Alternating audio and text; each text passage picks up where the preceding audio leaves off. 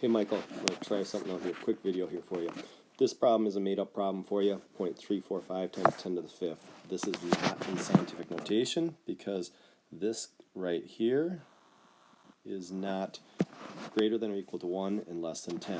So here's what I need to do. I'm going to change my color here.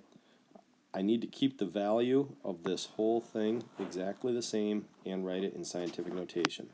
So what I'm going to do is I'm going to take just the 0.345 and multiply it by 10.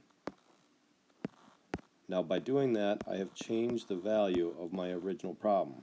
So if I multiply my original problem, this guy, by 10, then I also have to divide it by 10. And so I'm going to divide this by 10.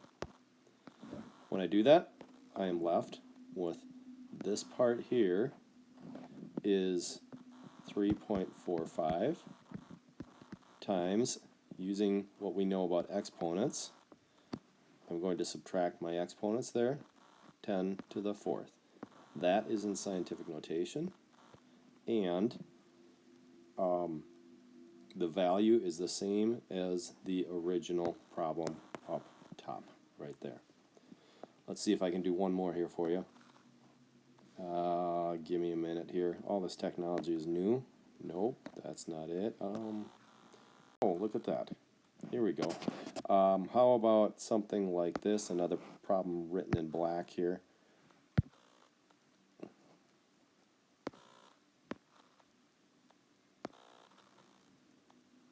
Um, 30.46 times 10 to the third.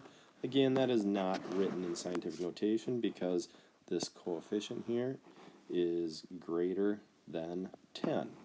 So what I need to do to that coefficient, I'm going to divide it by 10, and I get 3.046. But to keep the original problem, written in black here, the exact same,